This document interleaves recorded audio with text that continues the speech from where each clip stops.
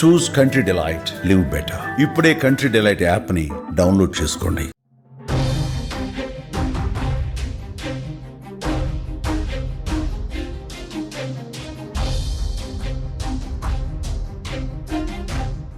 బీభత్సం, భయానకం, మళ్ళీ అమెరికా వెన్నులో వణుకు పుట్టిస్తోంది కోవిడ్-19. అమెరికాలో ఉగ్ర రూపాన్ని చూపిస్తోంది కోవిడ్-19. NB1.8.1 అనే వేరియంట్ అమెరికాలో మరణ శాసనం రాస్తోంది, ప్రాణాలు తీస్తోంది. ఇప్పటికున్న సమాచారం ప్రకారం వారానికి 350 మంది అమెరికాలో కరోనా బారిన పడి ప్రాణాలు కోల్పోతున్నారు. ఈ సంఖ్య ఈ నెలలో 1500కు చేరుకునే అవకాశం చాలా స్పష్టంగా కనిపిస్తోంది. అమెరికాలో వ్యాక్సిన్ వేసుకున్న వాళ్ళ సంఖ్య చాలా తక్కువగా ఉండటంతో ఎక్కువగా వృద్ధులు, పిల్లలు, వ్యాక్సిన్ తీసుకొని వాళ్ళు ఈ NB1.8.1 బారిన పడుతున్నారు. కొత్త కరోనా వైరస్ బారిన పడి ప్రాణాలు కోల్పోతున్నారు. ఇటు పాజిటివ్ కేసుల సంఖ్య కూడా వేలల్లో కనిపిస్తుంది అమెరికాలో. ప్రస్తుతం అమెరికా మళ్ళీ కరోనా పేరు చెబితే వణికిపోయే పరిస్థితి కనిపిస్తుంది. అమెరికాలోని కాలిఫోర్నియా, వాషింగ్టన్, అట్లాగే Virginia, New York, Ohio, Hawaii, Rhode Island ఏరియాలో కరోనా రూపం చాలా భయంకరంగా కనిపిస్తుంది. ఇక్కడ మరణ మృదంగాన్ని మోగిస్తోంది కరోనాను చూసి వణికిపోతుంది. ప్రపంచవ్యాప్తంగా కరోనా వేగంగా విస్తరిస్తోంది. మళ్ళీ కరోనా వేవ్ చాలా స్పష్టంగా కనిపిస్తోంది. ఇప్పటికే WHO చాలా స్పష్టంగా ఆదేశాలు జారీ చేస్తుంది. కరోనాని కట్టడి చేయాలి అంటే ఎవరికి వాళ్ళు సొంతంగా పరిశుభ్రతను పాటించాల్సిన అవసరం ఉందని. ఇటు ఇండియాలో కూడా కరోనా విజృంభిస్తోంది. ఇప్పటి వరకు 1010 కేసులు నమోదైనట్టుగా తెలుస్తుంది. 4 మరణాలు నమోదయ్యాయి. కేరళలో అత్యధికంగా 400కు పైన 430కి పైగా కేసులు నమోదయ్యాయి. మహారాష్ట్రలో 209 కేసులు, ఢిల్లీలో 104 కేసులు. ఇటు భారత్లోనూ కరోనా వేగంగా విస్తరిస్తోంది. అయితే వైద్య నిపుణులు చాలా స్పష్టంగా చెప్తున్నారు, భయపడాల్సిన పని లేదని. కానీ భయపెడుతోంది కరోనా. జాగ్రత్తగా ఉండాల్సిన అవసరం మాత్రం చాలా స్పష్టంగా ఉంది. ఇటు చైనాలోనూ కరోనా వేగంగా విజృంభిస్తోంది, వేగంగా విస్తరిస్తోంది. స్విట్జర్లాండ్లో కూడా కరోనా చాలా వేగంగా, అంటే దక్షిణ ఏషియా దేశాల్లో కూడా చాలా వేగంగా కరోనా విస్తరిస్తుంది. అయితే అమెరికాకు సంబంధించిన మరింత సమాచారాన్ని, అప్డేట్ని మా ప్రతినిధి సాయి అందిస్తారు. Sai, good morning. అమెరికాలో మళ్ళీ కరోనా విజృంభణ కనిపిస్తుంది. ఈ వారం 350 మంది చనిపోయినట్టు CDC చెప్తోంది. ఈ మరణాల సంఖ్య మళ్ళీ పెరిగే ఛాన్సెస్ కనిపిస్తుందా? తిరుమల ఇప్పటికే మొత్తం అంటే ఎప్పుడైతే కూడా థర్డ్ వేవ్ ఎప్పుడైతే కంప్లీట్ అయిపోయిందో అప్పటి నుంచి పూర్తిగా కోవిడ్ అనేది రాదు అని అందరూ భావించారు. బట్ ఏదైతే మెల్లమెల్లగా మలేషియా, సింగపూర్ లాంటి దేశాలను దాటి ఇప్పుడు ఏదైతే US ని తాకిందో ఇక్కడ నుంచి కూడా దాని ప్రభావం అనేది చాలా తీవ్రతగా ఉంది. బేసిక్ గా మన ఇండియాలోకి కరోనా ఎంటర్ అయిన దగ్గర నుంచి కూడా దాని ఎఫెక్ట్ పెద్ద కనబడలేదు. సో ఇది చాలా లైట్ తీసుకున్నారు చాలా మంది. కానీ US పైన దీని ప్రభావం చాలా చాలా ఎక్కువ ఉంది. బేసిక్ గా సెకండ్ వేవ్ లో ఏ విధంగా అయితే US దెబ్బతిందో ఈ కరోనా దెబ్బకి ఏదైతే అతలాకుతలు అయిపోయిందో అదే రేంజ్ లో ఇప్పుడు US ని ఇప్పుడు గడగడలాడిచ్చేస్తోంది. కేవలం 15 తక్కువ రోజుల్లోనే, అంటే నెల రోజుల్లోనే 1500 మంది చనిపోయారంటే పరిస్థితి ఏ విధంగా ఉందో అర్థం చేసుకోవచ్చు. ఇప్పటికే గవర్నమెంట్ అయితే ఇప్పుడు మొత్తం అంటే ఎక్కడికక్కడ అంటే కొన్ని ముఖ్యమైన ఏరియాస్ ఏవైతే వాషింగ్టన్ కానీ, కాలిఫోర్నియా కానీ, న్యూయార్క్ కానీ ఇటువంటి ప్రాంతాల్లో ఇప్పటికే పూర్తిగా వాళ్ళు లాక్డౌన్ విధించాలన్న ఆలోచనలో కూడా ఉన్నట్టుగా చూస్తున్నారు. ఎందుకంటే కరోనా రావడం వేరు, కరోనా వచ్చాక అది ఆటోమేటిక్ గా తగ్గిపోతుందనే భావన ఉండడం వేరు. బట్ మరణాల సంఖ్య ఎక్కువైతే మాత్రం ఖచ్చితంగా వీటిపైన అయితే అక్కడ సంబంధించిన ప్రభుత్వాలు అయితే ఖచ్చితంగా దీనిపైన సీరియస్ గా దృష్టి పెడతాయి. ఎందుకంటే అక్కడ ఉండే ప్రదేశం అంతా కూడా శీతల ప్రదేశం ఎక్కువగా ఉంటుంది. సో మన ఇండియా వాతావరణం చాలా డిఫరెంట్ గా ఉంటుంది. బట్ US వాతావరణం చాలా డిఫరెంట్ గా ఉంటుంది. కోవిడ్ ఎక్కువ అటాక్ అయ్యి ప్రజల ప్రాణాలు తీసేది లంగ్స్ లో కాబట్టి సో దాని ప్రభావం ఎక్కువగా US లాంటి ప్రాంతాల్లో ఎక్కువ దాని ప్రభావం చూస్తుంది. మలేషియా, సింగపూర్ లాంటి కంట్రీస్ లో కోవిడ్ వచ్చినా అక్కడ మరణాల సంఖ్య ఎంత భారీగా లేదు. బట్ అక్కడ 2 నెలల నుంచి కూడా మలేషియా, సింగపూర్ లో భారీ స్థాయిలో కేసులు ఉన్నాయి. కానీ మరణాలు ఈ స్థాయి లేదు. కానీ US లో చూస్తుంటే అతి తక్కువ రోజుల్లోనే కరోనా ఎంటర్ అవడంతోనే, రీఎంట్రీ ఇవ్వడంతోనే ఇంత బీభత్సంగా కనిపిస్తే అమెరికా దీన్ని మళ్ళీ తట్టుకునే కెపాసిటీ ఉందంటే అవసరం. ఇప్పుడు అమెరికా ముందున్న అతి పెద్ద టాస్క్ ఇప్పుడు కోవిడ్ ని నియంత్రించడం కాకపోయినా ఇప్పుడు మరణాల సంఖ్యను తగ్గించడానికి ఏం చేయాలి అనేది చూస్తున్నారు. ఎందుకంటే ఇప్పటికే వ్యాక్సిన్లు అనేవి భారీ స్థాయిలో అమెరికాలో ప్రతి పౌరుడికి కూడా ఖచ్చితంగా వ్యాక్సిన్ వేయాలని రూల్ పెట్టి అందరికీ కూడా వ్యాక్సిన్ వేశారు. కానీ కరోనా వచ్చినా కూడా వ్యాక్సిన్లు పనిచేస్తున్నాయా లేదా అనేది ఒక డౌట్ గా మారింది. ఎందుకంటే ఇన్ని మరణాలు సంభవిస్తున్నాయంటే కోవిడ్ వ్యాక్సిన్ వేసుకుంటే మరణాలు సంభవించవు అనే ఒక అందరిలో ఒక అపోహ వచ్చింది. డాక్టర్లు కూడా అదే అన్నారు.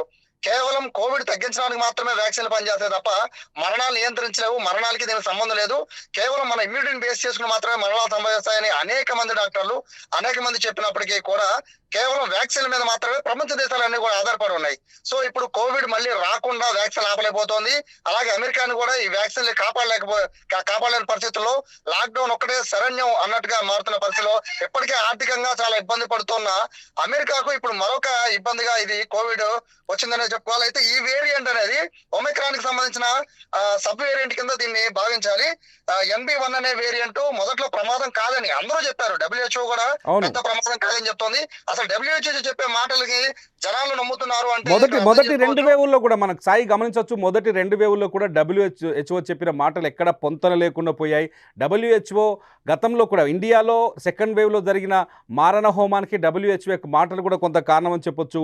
సో కొన్ని చైనాలో జరుగుతున్న విషయాన్ని బయటికి చెప్పకపోవడం WHO చాలా రహస్యాలు దాచిపెట్టింది. సో కరోనా పట్ల ఇప్పుడు WHO మాటలు ఎంతవరకు నమ్మాల్సిన అవసరం ఏర్పడుతుంది? ప్రజలు ఇండివిజువల్ గా WHO నమ్మే పరిస్థితి అయితే ప్రపంచ దేశాలు ఎవరు కూడా నమ్మట్లేదు. ఎందుకంటే ఏ వేరియంట్ వచ్చినా ఏ వేవ్ వచ్చినా వాళ్ళు కరోనా ఏం చేయదని చెప్పుకుంటూ వెళ్ళారు. సో వాళ్ళని నమ్మిన ప్రజలు కానీ లేకపోతే వాళ్ళని నమ్మిన మొత్తం ప్రపంచ దేశాల్లో ఉన్న టాప్ దేశాలన్నీ కూడా చాలా లైట్ తీసుకున్నాయి. కానీ దాని ప్రభావం కొన్ని లక్షల మంది ప్రాణాలు తీసేసింది.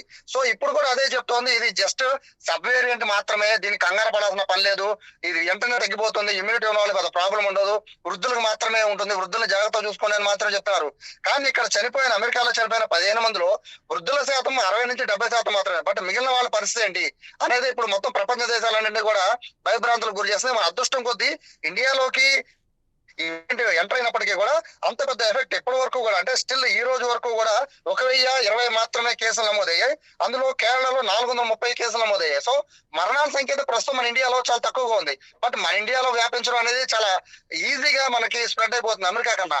బట్ ఇక్కడ చూసుకుంటే మరణాలు తక్కువ ఉన్నాయి. సో WHO చెప్పే దాని ప్రకారం చూసుకుంటే ఈ వేరియంట్ అంత పవర్ఫుల్ లా కాదా, ఒమిక్రాన్ లాగా ఇది మొత్తము ప్రాణాలు తీసేస్తుందా, లేదా కేవలం కోవిడ్ వచ్చి అంటే కోవిడ్ లాగా ఎక్కువ స్ప్రెడ్ అయిపోయి అదే కనుమరుగైపోతుంది అనేది అయితే మొత్తం అందరూ కూడా ప్రతి ల్యాబ్ లో కూడా అందరూ కూడా ఇప్పుడు దీని గురించి చర్చించుకుంటారు. ఎందుకంటే దీనికి సంబంధించి ఈ వేరియంట్ కి సంబంధించిన మళ్ళీ మెడిసిన్ కానీ లేకపోతే దీనికి సంబంధించి మళ్ళీ కొత్త వ్యాక్సిన్లు కానీ ఇవన్నీ కనిపెట్టాల్సిన పరిస్థితి ఉంటుందా అనే దానిపైన కూడా ఇది ఇప్పుడు అతిపెద్ద ప్రశ్న. ఎందుకంటే గతంలో వ్యాక్సిన్ వేసుకున్న వాళ్ళకి కూడా మళ్ళీ కరోనా సోకడం, కరోనాతో మళ్ళీ మరణాల సంఖ్య పెరగడం చూస్తుంటే పాత వ్యాక్సిన్లు ఎంతవరకు పనిచేస్తున్నాయి కూడా అతిపెద్ద ప్రశ్నగా మారుతుంది అనుకోవచ్చా? వ్యాక్సిన్లు అయితే ఒక విధంగా దందానే చెప్పుకోవచ్చు. వ్యాక్సిన్ అక్కర్లేకపోయినా 2 డోసులు 3 డోసులని బలవంతంగా ఇచ్చారు. ఇప్పుడు మళ్ళీ కొత్తగా వ్యాక్సిన్లు వేయించుకోమని చెప్తున్నారు. అమెరికన్స్ తీసుకునే హెల్త్ కేర్ ఎంటైర్ వరల్డ్ లో ఎవరు తీసుకోరు. అంత హెల్త్ కేర్ తీసుకునే అమెరికన్స్ కే ఈ విధంగా అటాక్ చేస్తుంది అంటే ప్రపంచ దేశాలను ఓడించాడే పెద్ద మ్యాటరే కాదు.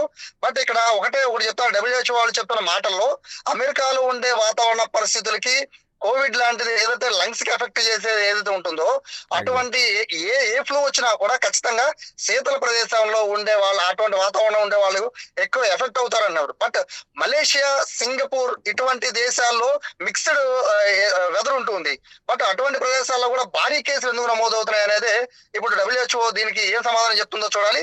ఫైనల్ గా అయితే ఇండియాలో ఇటువంటి సేమ్ వేరియంట్ ఇండియాలో అటాక్ చేసినప్పటికీ మన ఇండియన్స్ అయితే దాని ఇమ్యూనిటీని మనకు ఆల్రెడీ ఉన్న మన వాతావరణం చేంజెస్ బేస్ చేసుకుని ప్రస్తుతానికి అయితే మనకు సమ్మర్ వెళ్ళిపోయి ఇప్పుడు మళ్ళీ మనకి మాన్సూన్ వస్తుంది కాబట్టి ప్రస్తుతానికి అయితే ఈ వాతావరణానికి మనం తట్టుకుని నిలబడగలుగుతున్నాం. ఈ వేరియంట్ అయితే మనం తట్టుకుంటున్నాం ఉన్నారు. కానీ మరణాల సంఖ్య అయితే అంటే బేసిక్ ఇప్పుడు మనం 2 విషయాలు ఆలోచించాలి. అమెరికాలో ఇదే ఒమిక్రాన్ వచ్చినప్పుడు భారీగా ప్రాణ నష్టం జరిగింది, ఇండియాలో కూడా భారీగానే ప్రాణ నష్టం జరిగింది. బట్ ఇదే ఒమిక్రాన్ సంబంధించిన సబ్ వేరియంట్ అని చెప్తున్న దీనికి అమెరికాలో భారీగా ప్రాణ నష్టం జరుగుతుంది. బట్ ఇండియాలో అయితే పెద్దగా ప్రాణ నష్టం లేదు. సో దీన్ని బేస్ చేసుకుని అక్కడ వ్యాక్సిన్లు పనిచేస్తాయా లేదా అక్కడ ఉన్న ఏదైతే వృద్ధుల్ని అటాక్ చేస్తుందా లేదా అంటే ఒక్కొక్క వేరియంట్ ఒక్కొక్క విధంగా అప్పుడు స్పందించిన పరిస్థితి ఒక్కొక్కళ్ళ ప్రాణాలు తీసేసింది. సో చిన్నపిల్లల జోలికి ఇంతవరకు ఏది కూడా కరోనా చిన్నపిల్లలు ఎవరిని కూడా పెద్దగా ప్రభావం చూపించలేదు. సో ఈ వేరియంట్ ఓన్లీ వృద్ధులపైన ప్రభావం చూపిస్తుందా లేదా ఓన్లీ అంటే అనారోగ్యంతో ఇమ్యూనిటీ తక్కువ ఉన్న వాళ్ళని ప్రభావం చూపిస్తుందా లేదా వాళ్ళు వీళ్ళని చూడకుండా ఏదైతే ఒమిక్రాన్ ఫస్ట్ సెకండ్ వేవ్ లో ఏ విధంగా ప్రభావం చూపించిందో కరోనా అదే విధంగా చూపిస్తుంది. ఈ 2 అంశాలు మాత్రమే ప్రజలు మాట్లాడుకుంటున్నారు. కరోనాకైతే ప్రజలైతే పూర్తిగా అలవాటు పడిపోయిన పరిస్థితి. ఇంత పెద్ద కరోనా వచ్చినా కూడా ముఖ్యంగా మన ఇండియాలో ఎవరు మాస్కులు కూడా పెట్టుకోవట్లేదు. సో ఈ రేంజ్ లో మనం కరోనాకి అలవాటు పడిపోయాం కాబట్టి మరణాల సంఖ్య లేదు అంటే మాత్రం మన కరోనాతో కలిసి మనం ముందుకు వెళ్ళిపోవాల్సిన పరిస్థితి ఉంటుంది. లేదు మరణాల సంఖ్య పెరిగితే మాత్రం మన దేశంలో కూడా ఖచ్చితంగా ఇబ్బందులు వచ్చే పరిస్థితి. అమెరికాలో పరిస్థితి అయితే చాలా దీనంగా ఉంది. ఖచ్చితంగా లాక్డౌన్, మరింత మరణాలు పెరిగితే మాత్రం అమెరికాలో లాక్డౌన్ తప్పదు అనేది కొన్ని నేషనల్ మీడియాస్ కూడా దీనికి సంబంధించి ప్రత్యేక కథనాలు కూడా వేస్తున్నాయి. Right thank you Sai. ఇది మొత్తానికి అమెరికాలో కరోనా విజృంభిస్తోంది. మరణాల సంఖ్య 1500కు చేరే అవకాశం ఉన్నట్టుగా చాలా స్పష్టంగా కనిపిస్తుంది. భారత్లో కూడా కరోనా వేగంగా వ్యాప్తి చెందుతుంది. లాస్ట్ వీక్ డేటా ప్రకారం ఇప్పటివరకు 1009 కేసులు నమోదయ్యాయి. అందులో కేరళలో చాలా వేగంగా ఉంది. గతంలో కూడా మొదటి 2 వేవుల్లో కూడా కేరళ చాలా తీవ్రంగా దెబ్బతిన్నది కరోనా వల్ల. 3వ వేవ్, ఇది ఒక రకంగా 3వ వేవ్ అనుకుంటే కేరళలో 430 కేసులు నమోదయ్యాయి. ఇది వర్షాకాలం, చిత్తడి నేలలో వచ్చే ప్రయత్నం. అట్లాగే బ్యాక్టీరియా పెరిగే పరిస్థితి ఉంటుంది, బ్యాడ్ బ్యాక్టీరియా పెరిగే పరిస్థితి ఉంటుంది, పరిసరాల పరిశుభ్రత కూడా కంట్రోల్ చేయలేని పరిస్థితి ఉంది. ఇటువంటి పరిస్థితుల్లో కరోనా వస్తే ఖచ్చితంగా అందరూ భయపడాల్సిన అవసరం ఉంది. ఇటు మహారాష్ట్రలో కూడా కరోనా వేగంగా వ్యాప్తి చెందుతోంది.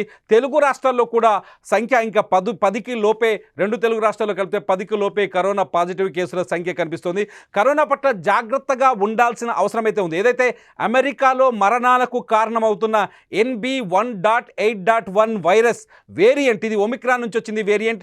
ఈ వేరియంట్ ఇండియాలో కూడా ఉంది. ఇండియాలో మొత్తం ఇప్పటికున్న సమాచారం ప్రకారం VN.1 ఒక వేరియంట్ ఉంది, అట్లాగే NB1.8.1 ఒక వేరియంట్ ఉంది, అట్లాగే LF7 ఈ 3 వేరియంట్లు ఇండియాలో విజృంభిస్తున్నాయి ఇప్పటికున్న సమాచారం ప్రకారం. భారత్లో కరోనా వ్యాప్తికి అవకాశాలు కూడా చాలా ఎక్కువగా ఉంటాయి. ఎందుకంటే ప్రజలంతా కరోనాని దాదాపు మరిచిపోయిన పరిస్థితుల్లో మళ్ళీ కరోనా విజృంభించడం నిజంగానే అందరికీ భయాందోళన కలిగిస్తుంది.